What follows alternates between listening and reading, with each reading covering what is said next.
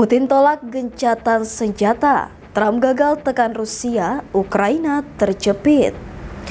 Zelensky gandeng Trump, Ukraina perkuat langit, Rusia makin brutal. Jenderal top Rusia tewas di Kursk, Gutkov gugur di tengah serangan balasan Ukraina. Halo Sobat Pojok, berikut 3 berita terpopuler yang kami rangkum di channel YouTube Pojok Negeri Media.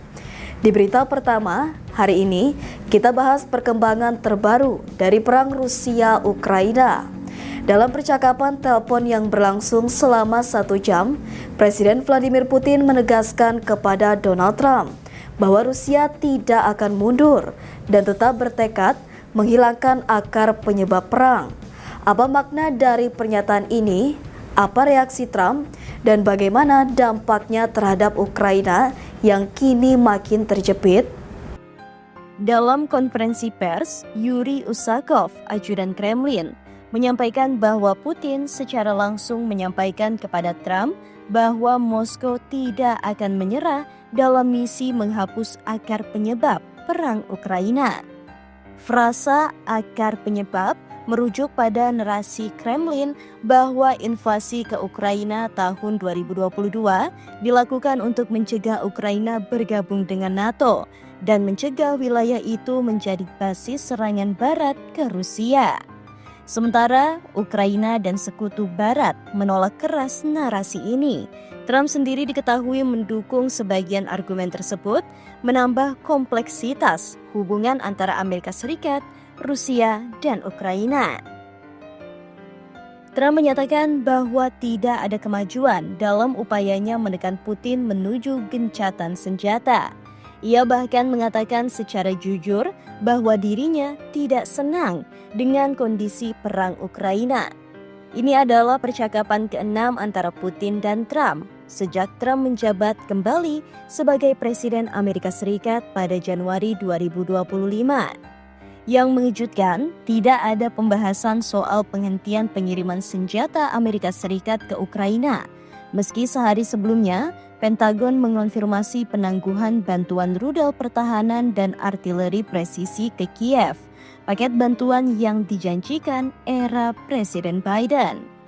Putin menyatakan bahwa meskipun Rusia terbuka untuk diplomasi, negosiasi damai harus terjadi langsung antara Moskow dan Kiev, bukan dengan perantara Amerika Serikat. Bahkan dalam pertemuan diplomatik awal Juni di Istanbul, negosiator Rusia dilaporkan meminta diplomat Amerika Serikat keluar dari ruangan. Ini sinyal bahwa Kremlin menolak campur tangan langsung Amerika Serikat dalam negosiasi damai. Tapi posisi ini jelas bertentangan dengan realitas, karena tanpa dukungan Amerika Serikat, Ukraina akan makin sulit bertahan dalam konflik panjang ini. Presiden Ukraina Volodymyr Zelensky sedang dalam kunjungan ke Eropa saat kabar penghentian bantuan Amerika Serikat dikonfirmasi. Di Denmark, Zelensky mengatakan bahwa keraguan Amerika Serikat soal bantuan militer harus jadi sinyal bagi Uni Eropa dan NATO untuk memperkuat koordinasi militer dan finansial dengan Ukraina. Trump sebelumnya telah menolak aspirasi Ukraina untuk bergabung ke NATO, yang berarti Kiev kehilangan 2 hal sekaligus, jaminan perlindungan keamanan jangka panjang dan bantuan militer segera. Zelensky berharap bisa berbicara langsung dengan Trump pada hari Jumat untuk membahas keputusan menghentikan pengiriman senjata, terutama rudal Patriot dan jet tempur F-16. Putin sebelumnya sempat menawarkan diri menjadi penengah konflik Iran-Israel yang berlangsung selama 12 hari. Namun, Trump menolak dan malah mengatakan, "Saya tidak butuh bantuan dengan Iran, saya butuh bantuan dengan Anda." Sebuah pernyataan yang menegaskan bahwa Trump frustrasi terhadap sikap keras kepala Kremlin. Putin pun menegaskan kembali bahwa semua konflik, termasuk di Iran, harus diselesaikan secara diplomatik, sembari mengecam tindakan Amerika Serikat yang mengebom fasilitas nuklir Iran sebagai tindakan ilegal. Di sisi lain, Ukraina kini makin rentan. Rusia terus menggempur, bantuan senjata menipis, dan negosiasi tampak mustahil. Apakah ini akan membuka peluang bagi Rusia untuk mendikte hasil akhir perang? Kesimpulannya, percakapan terbaru antara Trump dan Putin tidak menghasilkan terobosan apapun. Sebaliknya, dunia kini melihat bahwa Putin tetap pada jalurnya dan Trump kesulitan menekan Rusia. Dengan bantuan senjata yang ditangguhkan, posisi Ukraina makin lemah. Dan dunia bertanya-tanya, apakah ini langkah mundur menuju perdamaian atau awal dari eskalasi konflik yang lebih besar?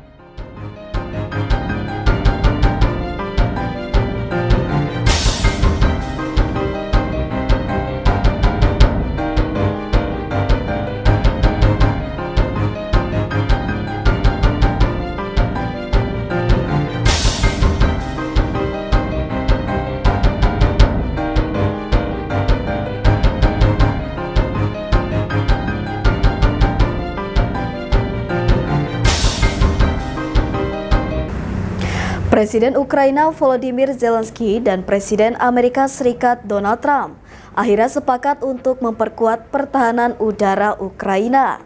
Ini terjadi tak lama setelah Trump gagal mendesak Putin menghentikan perang dan justru menyaksikan Rusia menghujani Kiev dengan ratusan rudal dan drone. Apakah ini pertanda perubahan strategi AS atau justru awal babak baru perang total? Pada 3 Juli 2025, Trump dan Putin berbicara melalui telepon hampir 1 jam. Trump berharap ada kemajuan menuju gencatan senjata, tapi hasilnya mengecewakan. Tidak, saya tidak membuat kemajuan apapun, kata Trump kepada wartawan. Putin menegaskan bahwa Rusia tidak akan menyerah terhadap apa yang mereka sebut sebagai akar penyebab konflik, yaitu ambisi Ukraina bergabung dengan NATO dan pengaruh Barat di wilayah bekas Uni Soviet. Hanya beberapa jam setelah telepon itu, Rusia meluncurkan lebih dari 550 rudal dan drone ke Ukraina. 539 drone, 11 rudal balistik dan jelajah. Korban luka 23 orang, kerusakan besar di Kiev dan kota lainnya. Ini adalah salah satu serangan terbesar Rusia sejak invasi dimulai tahun 2022. Trump pun dibuat frustasi. Usaha diplomatiknya tak membuahkan hasil, bahkan justru dibalas dengan kekerasan.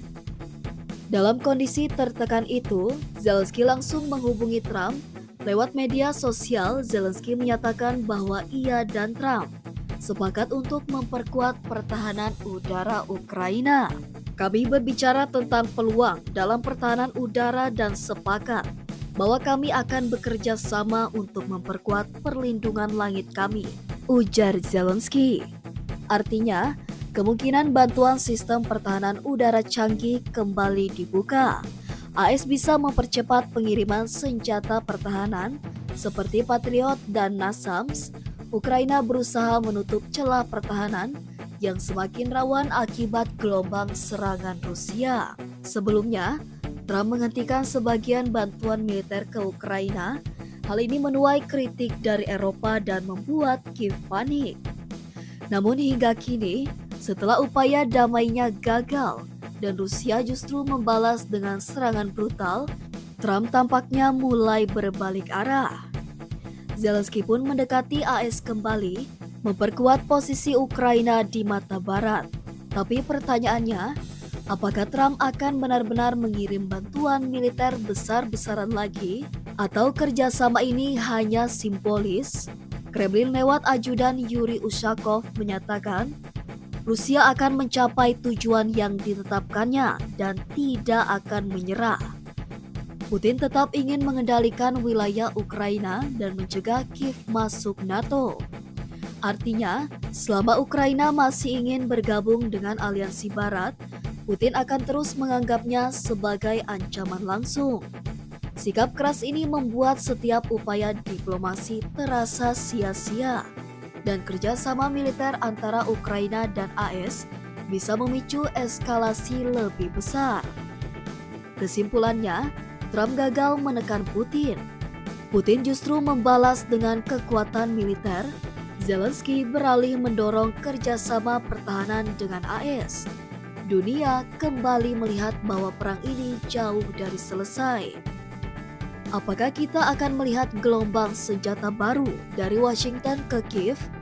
Atau apakah Rusia akan membalas kerjasama ini dengan serangan lebih besar lagi? Perang di perbatasan Rusia dan Ukraina kembali menelan korban besar. Seorang jenderal berpangkat tinggi Rusia gugur dalam pertempuran di wilayah Kursk. Dialah Mayor Jenderal Mikhail Gudkov, Wakil Komandan Angkatan Laut Rusia dan penerima gelar tertinggi Pahlawan Federasi Rusia. Hari Rabu 2 Juli 2025, di tengah operasi militer intensif di wilayah Kursk, Rusia berduka. Kementerian Pertahanan mengonfirmasi Mayor Jenderal Mikhail Evgenievich Gudkov tewas dalam operasi tempur di wilayah perbatasan Kursk. Gudkov yang baru berusia 42 tahun menjadi salah satu perwira militer paling senior yang tewas sejak invasi besar-besaran Rusia ke Ukraina dimulai Februari 2022. Gudkov telah bertugas di militer Rusia sejak tahun 2000. Dia dikenal sebagai strategi militer laut dan serangan lintas wilayah. Pada tahun 2023, Presiden Vladimir Putin secara pribadi menganugerahkan gelar Pahlawan Federasi Rusia, penghargaan tertinggi Kremlin atas jasanya di medan tempur. Gubernur Primorye Oleg Kozemiako menggambarkan Gudkov sebagai pejuang yang bersemangat, patriot sejati, dan pemimpin inspiratif. Kursk adalah wilayah perbatasan Rusia yang berulang kali menjadi target serangan Ukraina. Pada pertengahan 2024 lalu, pasukan Ukraina sempat merebut sebagian besar wilayah Kursk dalam serangan mendadak. Namun, pada April 2025, Rusia mengklaim telah merebut kembali wilayah tersebut. Meski begitu, bentrokan sengit terus berlanjut hingga kini. Serangan artileri, sabotase, dan infiltrasi pasukan Ukraina masih rutin terjadi. Laporan dari media Rusia menyebut Gudkov tewas di lapangan saat menjalankan tugasnya sebagai perwira militer. Fakta bahwa seorang jenderal sekelas Gudkov berada langsung di garis depan menunjukkan tingkat urgensi dan intensitas konflik di Kursk. Hal ini juga mengindikasikan bahwa Rusia sedang menghadapi tekanan besar di perbatasan barat. Kematian Gudkov bisa menjadi pukulan berat secara moral dan struktural bagi militer Rusia. Dia adalah simbol generasi baru perwira muda. Keberadaannya di medan tempur menunjukkan krisis kepemimpinan taktis yang kini dihadapi Moskow. Beberapa analis menyebut ini sebagai pertanda bahwa Rusia kehabisan cadangan perwira senior yang berpengalaman dan kini memaksa komandan tingkat tinggi turun langsung ke garis tembak. Kursk bukan sekadar wilayah perbatasan. Dalam sejarah militer Rusia, Kursk adalah simbol perlawanan terhadap invasi Nazi Jerman pada 1943.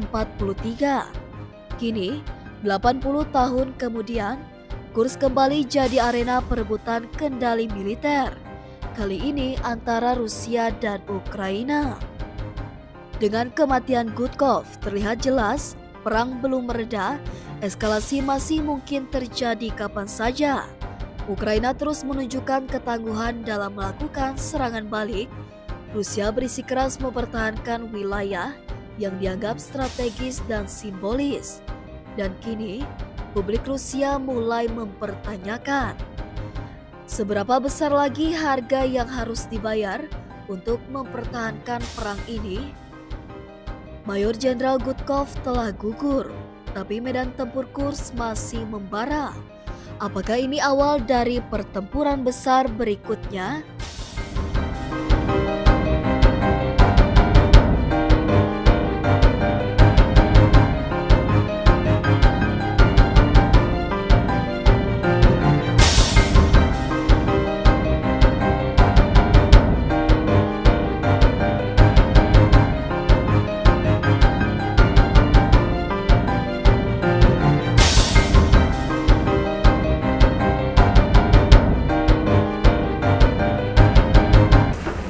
Itu tadi 3 berita terpopuler di channel YouTube Pojok Negeri Media. Jangan lupa share, komen, dan subscribe channel kami. Sampai jumpa di top 3 selanjutnya.